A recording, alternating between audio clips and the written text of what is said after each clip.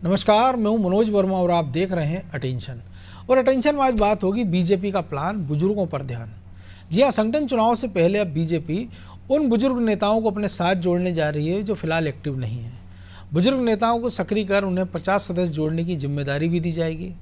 और अब बुजुर्ग नेताओं को फिर से सक्रिय करने और उन्हें जिम्मेदारी देने पर कांग्रेस बीजेपी पर निशाना साध रही है। लेकिन सवाल यह है कि आखिर संगठन चुनाव के पहले बीजेपी को बुजुर्ग नेताओं की याद क्यों आई?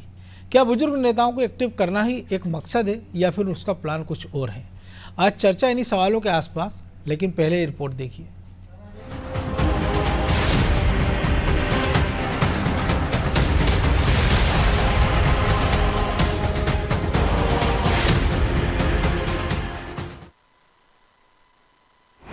बुजुर्ग नेताओं की याद आई, बीजेपी ने नई रणनीति बनाई।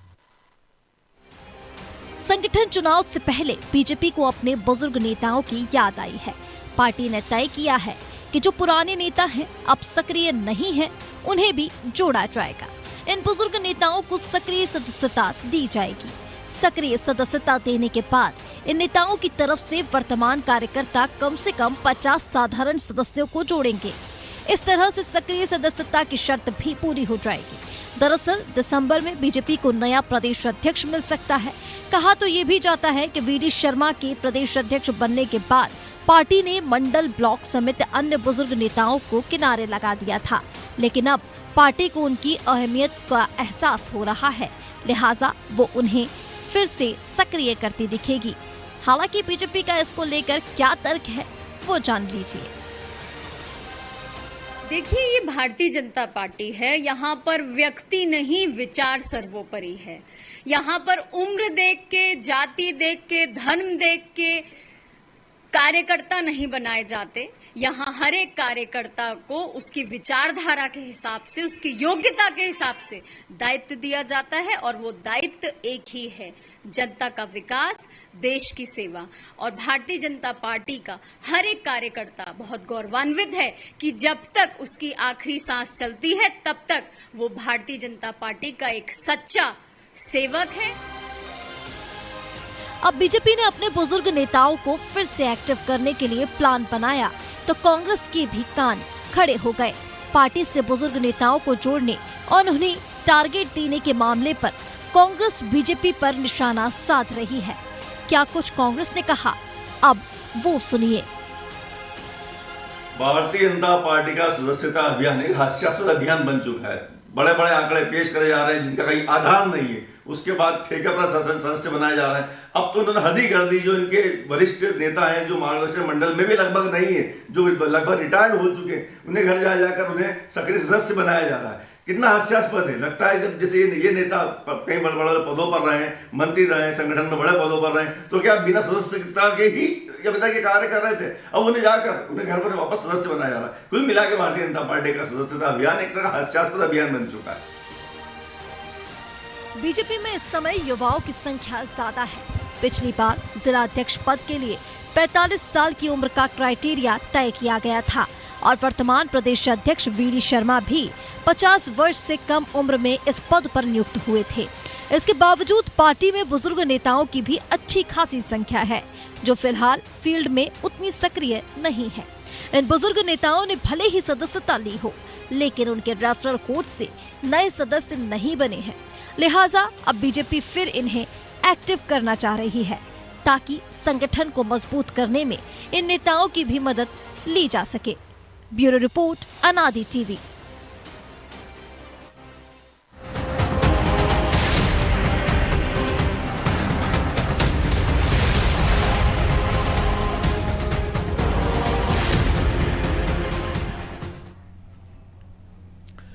तो इसी पर चर्चा करने के लिए हमारे साथ जुड़ गए हैं वरिष्ठ पत्रकार रमेश शर्मा जी और हमारे सहयोगी ब्रजेश चौक से। वो स्वागत है शर्मा जी आपका। और वैसे तो बीजेपी के अपने आपको ज़्यादा बेहतर पता तरीके किस प्रकार के वो अभियान चलाती रही है, लेकिन पिछली बार जिन परिस्थितियों में वीडी शर्मा की ताजपोशी की गई थी और पहली बार बीजेपी ने क्राइटेरिया बनाया कि मंडल अध्यक्षों की उम्र 35 साल से ज़्यादा ना हो। अपवाद स्वरूप एकाधे कोई होता तो 40 तक मान लिया जाएगा। इसी तरह जिला अध्यक्ष के लिए उन्होंने कहा कि 45 साल का क्राइटेरिया कर दिया था, और अपवाद स्वरूप एकाधे कोई बड़ा हो तो 50-55 तक के भी चल सकते थे। और ज़्यादातर जिला अध्यक्ष हमने देखे जिसमें इंदौर, भोपाल, सागर जैसे बड़े बड़े शहर भी शामिल है, जहाँ पे अपेक्षाकृत युवा चेहरों को तरजीह दी गई। लेकिन अब फिर से जब सदस्यता अभियान बीजेपी ने कहा है कि जो टारगेट है लगभग पूरा कर लिया, उसके बावजूद अगर अब उनको अपने बुजुर्ग नेताओं की याद आ रही है, क्योंकि पिछली 5 साल से लगभग अपेक्षित पड़े थे वो, चुनाव के वक्त भी वो पूछ परख उनकी नहीं हुई थी, जिसके लिए माना जाता था कि बीजेपी उनको पूछ परख करती रही है। तो अब इसको किस नज़रिए से देखा जाए, भूल सुधार या कोई और कारण? देखिए, इसको भूल सुधार या कुछ और कारण तो नहीं, ये कई वक्त प्रत्येक संगठन की अपनी एक प्रक्रिया होती है। कई बार किसी एक लीग पर चलते चलते उनको लगता है कि यार इस पर कुछ गलत हो गया, तो उसमें फिर वो सुधार करते हैं। भाजपा को अगर आप अतीत में देखें तो उसके 2 स्वरूप देखने को हमको मिलते हैं। अगर आप 2000 पहले की भाजपा को देखें तो 2000 पहले की भाजपा में सारे जो नेतृत्व जिनके हाथ में था वो के सारे बुजुर्ग नेता थे।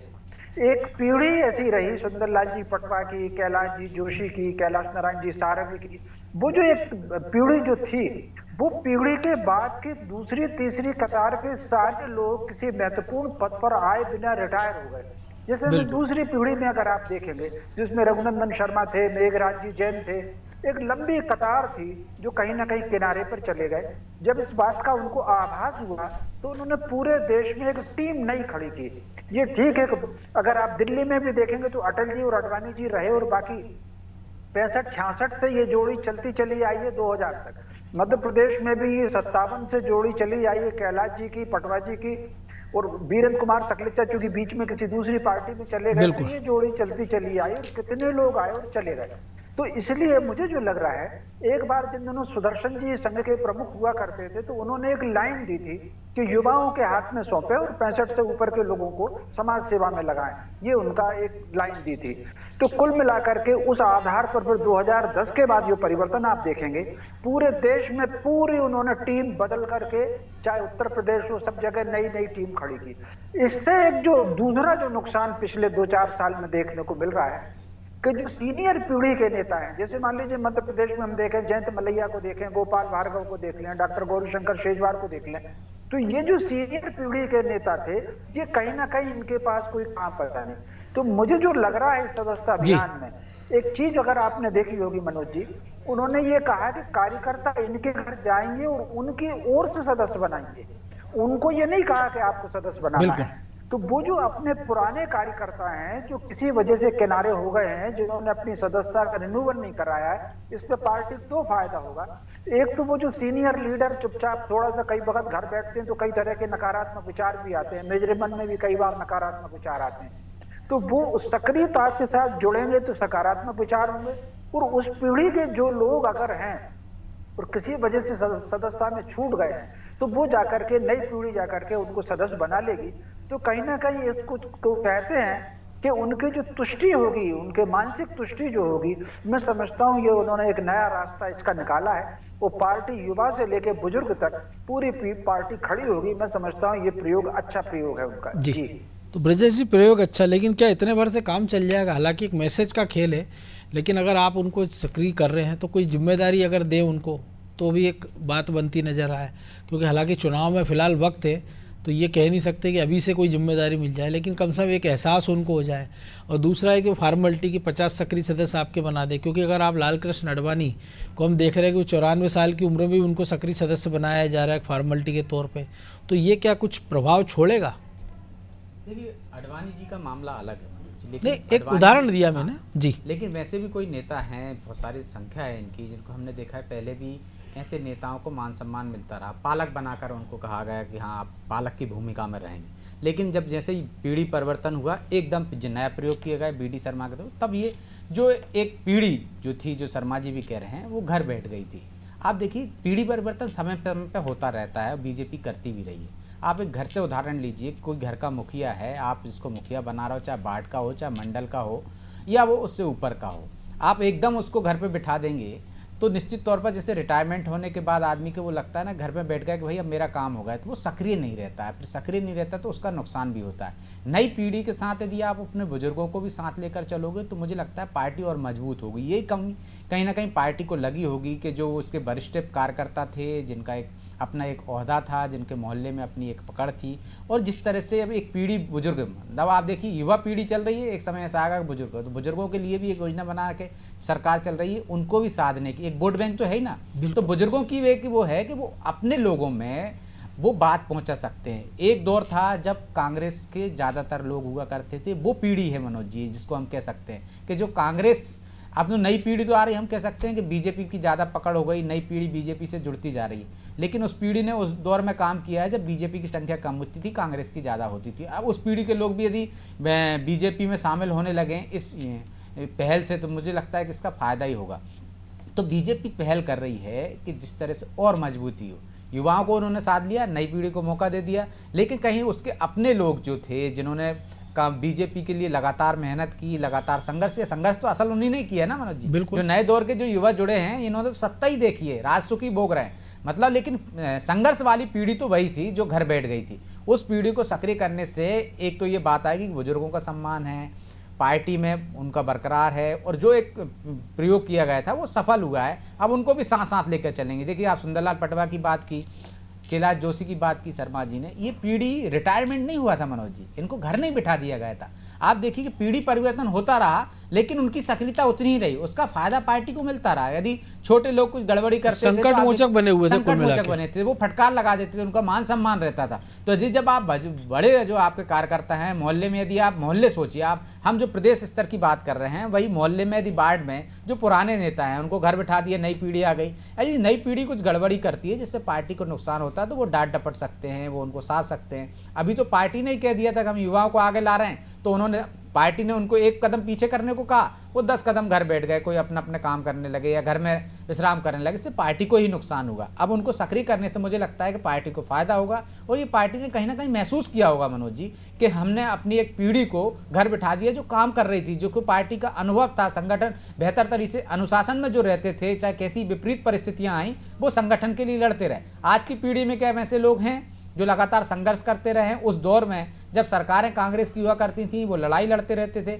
अब वो संघर्ष वालों को यदि आप साथ रखोगे तो इससे नई पीढ़ी को भी सीखने को मिलेगा, पार्टी भी मजबूत होगी। शायद इसी वजह से ये कहा गया है कि उनको सक्रिय सदस्य बनाया जाए ताकि उनकी महत्वपूर्ण भूमिका हो सके, संगठन चुनाव में भी उनका उस तरह से सम्मान भी हो सके कि नहीं आप सक्रिय सदस्य हैं, ऐसे नहीं है कि आप पार्टी के कार्यकर्ता हैं। तो ये मुझे लगता है कि एक सोची समझी रणनीति के तहत है और इसका फायदा बीजेपी को आने वाले समय में मिलेगा। बिल्कुल, तो शर्मा जी फायदा तो मिलेगा, लेकिन एक और चीज़ हम देख रहे हैं कि हुआ ये था कि जब पीढ़ी परिवर्तन की बात हुई कि जो 50 पार के भी लोगों को, हाँ वो भी घर बैठ गए थे। जबकि ऐसा नहीं कि राजनीति में 50 साल में तो कई लोगों के 50 साल की राजनीति के बाद भी कुछ नहीं मिल पाता है, या 50 साल में तो वो राजनीति में आते ही उभार। बिल्कुल, तो उन लोगों को भी घर बैठने को मजबूर होना पड़ा था। तो क्या इसके सहारे उनको वापस जोड़ने का प्रयास किया जाए? और जिस प्रकार से हमने देखा कि बीजेपी का कांग्रेस मुक्त का जो नारा था वो कांग्रेस युक्त बीजेपी होती जा रही है, और जो विरोध के सुर उठ रहे हैं अंदर से, उसको लगाम काने के लिए भी जरूरी है मैसेज देने का कि ठीक है, हम नए लोग जो आ रहे हैं कांग्रेस के हों या नए जो चेहरे आते जा रहे हैं, उसके साथ साथ हमने उन लोगों को नहीं भुलाया है जिन्होंने पार्टी के लिए संघर्ष किया है, इस मुकाम तक पार्टी को पहुंचाया है। देखिए निश्चित रूप से इससे मुझे जो सीनियर पीढ़ी को वो जोड़ रहे हैं, तो इनको कितने पद देंगे या कितना वो होगा वो तो अब आने वाले समय में पता चलेगा, क्योंकि इस समय भाजपा में पद की मारामारी बहुत ज्यादा है, उसमें से कितने लोग एडजस्ट हो पाएंगे ये एक अलग बात है। लेकिन अब जब जिले की कार्यकारिणी बनेगी, प्रदेश की कार्यकारिणी बनेगी, तो कहीं ना कहीं उनको एक सम्मानित सदस्य के रूप में कुछ न कुछ स्थान मिलेगा। इसके अलावा जो मुझे लग रहा है कि जो आगे चल करके वो क्या कर सकते हैं, भाजपा में अगर आप देखेंगे तो इस समय जो उनका जो कैडर का कार्यकर्ता था वो कहीं ना कहीं थोड़ा सा सिमट रहा है। और इसके अलावा जैसे कांग्रेस से भी आए हैं और कई ऐसे लोग हैं जो किसी राजनीतिक दल में नहीं थे, लेकिन भाजपा लंबे समय से सरकार में है तो वो सरकार के आकर्षण से आ गए हैं। कुछ लोगों के अपने जो भी व्यावसायिक हित हैं, जो कुछ भी हैं, तो वो उसके कारण आ गए। तो ऐसी स्थिति में मुझे लग रहा है कि इनको जोड़ करके भी कहीं संगठन की कार्यकर्ताओं की बैठकें हों या जो कार्यक्रमों के प्लान करें, क्योंकि राजनीतिक दल दो प्रकार के प्लान करते हैं। एक तो राजनीतिक प्लान होते हैं कि हमको धरना करना है, प्रदर्शन करना है, सत्ता के लिए ये लड़ाई लड़ना, ये करना।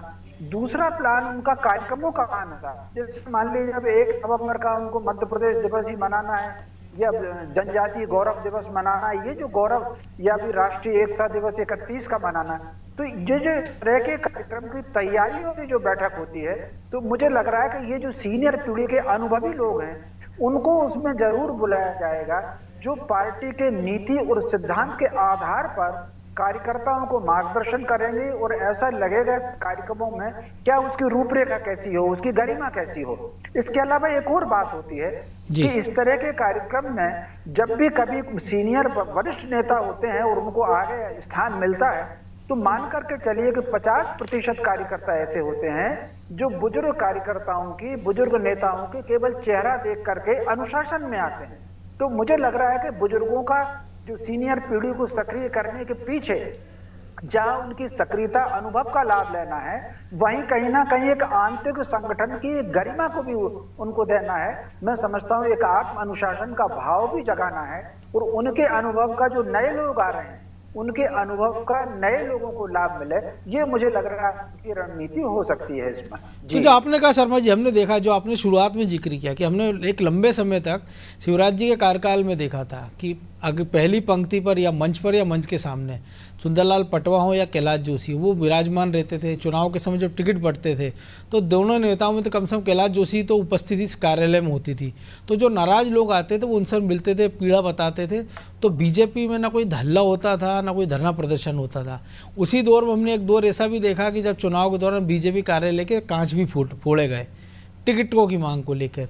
और उन दोनों नेताओं के अवसान के बाद अब जो स्थितियां बन रही है, आपको ऐसा लग रहा है कि जो पुरानी पीढ़ी में ऐसा कोई नेता हो जिसकी जब ज़रूरत पड़ रही हो कि कम से कम वो ऐसी भूमिका में 2-3-4 नेता आ जाएं जो लोगों को समझाइश दे सकें चुनाव के समय, या उनका इतना ओरा हो कि लोग उनकी बात सुने? क्योंकि जो संगठन महामंत्री की एक प्रक्रिया होती थी बीजेपी में, वो लगभग गौण सी हो गई है। क्योंकि अब जो हम अराजकता खुलेआम देख रहे हैं कि जिसको जो मन आता है वो खुले मंच पे अपनी बात कह देता है, चाहे वो एक्स के माध्यम से कहे, चाहे वो सोशल मीडिया के माध्यम से कहे। उनमें से कुछ को बुलाया जाता, कुछ को फटकार लगाई जाती। पिछले दिनों कई सारे हमारे सामने ऐसे उदाहरण हैं। तो अब उन सब परिस्थितियों को देखते हुए बीजेपी ने यह रणनीति बनाई हो? ये मुझे लगता है ये रणनीति हो सकती है। ये आपने बिल्कुल मनोज जी सही कहा। एक समय हुआ करता था टिकट वितरण के बाद 2-3 लोग बराबर उसमें बैठते थे। पटवा जी और कैलाश जोशी जी के पहले अगर आप देखेंगे तो उसमें नारायण प्रसाद जी गुप्ता और प्यारेलाल जी खंडेलवाल जैसे लोग बैठते थे। और भाजपा में एक अंडर वैसा शब्द चलता था, ऑफ द रिकॉर्ड शब्द चलता था, इसको कहा जाता था उगालदान बैठक। जैसे मान लीजिए किसी, हाँ, उगालदान बैठक, उनके यहाँ शब्द अंडर हैंड प्रचलित ही था ये शब्द कि उगालदान बैठक कब से कर रहे हैं, तो उनका फला तारीख जो कौन बैठेगा, अगर फला बैठेंगे। तो उसमें क्या होता था, मान लीजिए बुधनी का टिकट अनाउंस कर दिया, तो बुधनी का टिकट अनाउंस करने से पहले एक दिन पहले ये तय हो जाता था कि बुधनी की जो शिकायत आएंगी तो फला साहब सुनेंगे। तो ये प्रचार उस क्षेत्र में कर देते थे।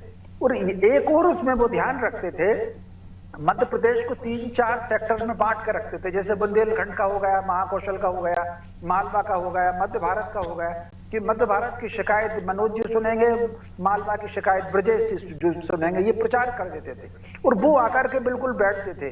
और ऐसी बैठकों को मनोज जी मैंने देखा है कि जो बैठे रहते थे जी, अगर कोई कितनी गाली दे रहा है, कह रहा है, ध्यान पूर्वक सवेरे से शाम तक बिना बाथरूम जाए वो सुनते ही रहते थे। और जब उसकी सारी भड़ास निकल जाती थी, फिर एक वक्त पीठ पर हाथ ठोकना, पटवा जी की आदत थी कि वो हाथ मोड़ करके पीठ पर एक मुक्का प्यार से मुक्का मारते थे, हाथ मोड़ करके ऐसा करके जी। तो उसमें वो कार्यकर्ता खुश होकर चला जाता था। 90% लोगों की शिकायत इन बैठकों से दूर हो जाती।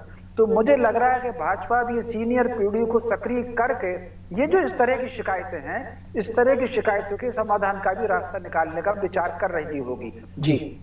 तो ब्रजेश जी, इस कवायद के पीछे ये भी दिख रहा है कि हो सकता है जो नए अध्यक्ष हो संगठन के, क्योंकि अब BD शर्मा लगभग 5 साल हो रहे हैं, तो अब ऐसा भी नहीं कि दोबारा उनको अध्यक्ष बनाया, क्योंकि फिर 8 साल के अध्यक्ष हो जाएंगे। और ऐसा बीजेपी में इतिहास पहले रहा नहीं है, शर्मा जी भली बात ही जानते हैं। और अगर 8 साल बाद एक अध्यक्ष आप हटाते हैं तो सवाल उठेंगे कि 8 साल के अध्यक्ष में ऐसी क्या खराबी थी जिसने आपको लोकसभा कितनी जिताई, विधानसभा जिताया, उसको हटाया जाए। तो शायद ये कसरत इसके लिए है कि पुरानी पीढ़ी भी सक्रिय, और ऐसा कोई एक नेता को अध्यक्ष के रूप में ले आए जिसके लिए क्राइटेरिया ना हो 55 का, 35 का, 45 का।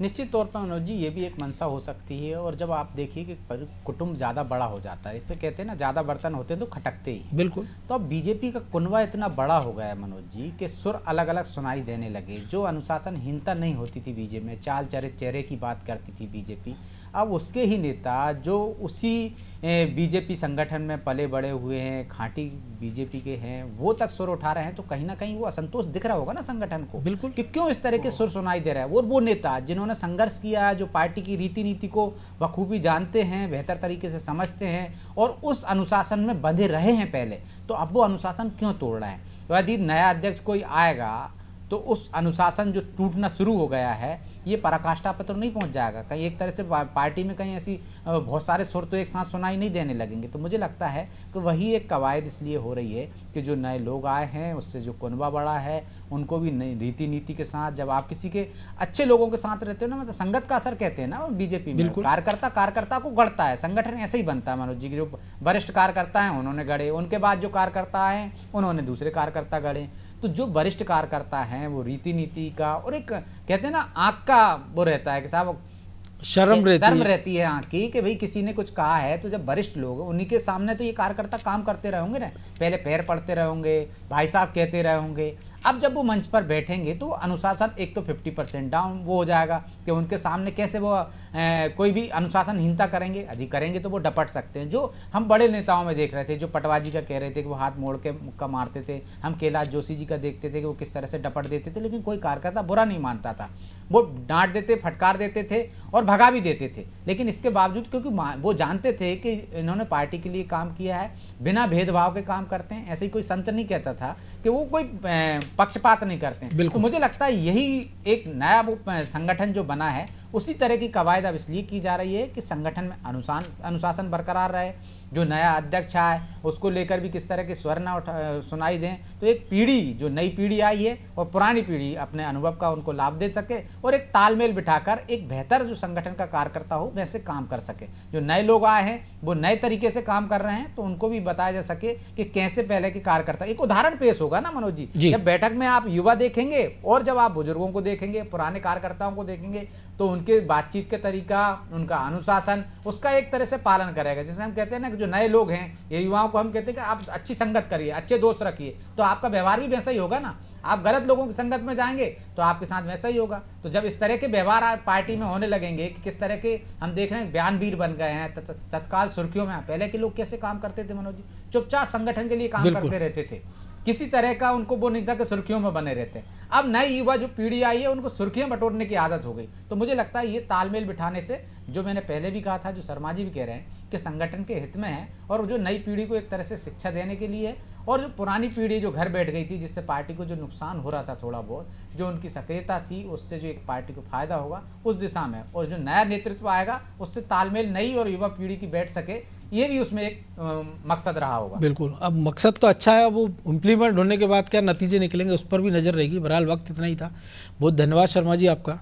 तो निश्चित तौर पर बीजेपी ने प्लान किया है, बुजुर्गों की चिंता की जा रही है और पहली बार नहीं है। पिछली बार भी हमने देखा था कि मार्गदर्शक मंडल की बात कही जाती थी या जिस पे लागू किया जाना होता कर दिया जाता है, लेकिन पार्टी को भी समझ में आ रहा धीरे धीरे कि जो पार्टी का जो मूल केडर है, अनुभवी केडर है, अगर वो पार्टी उसको दरकिनार करेगी तो बहुत लंबी रेस के घोड़े नहीं बन पाएंगे। फिर एक वक्त ऐसा आएगा कि अनुशासनहीनता की जो आवाज़ें एक इक्का दुक्का थी वो सामूहिक शोर में बदल जाएंगी और जिसका खामियाजा पार्टी को भुगतना पड़ता है। शायद इसी से सबक लेते हुए पार्टी ने यह रणनीति अपनाई है। अटेंशन में आज इतना ही, मुझे दीजिए इजाज़त और आप देखते रहिए अनादि टीवी। नमस्कार।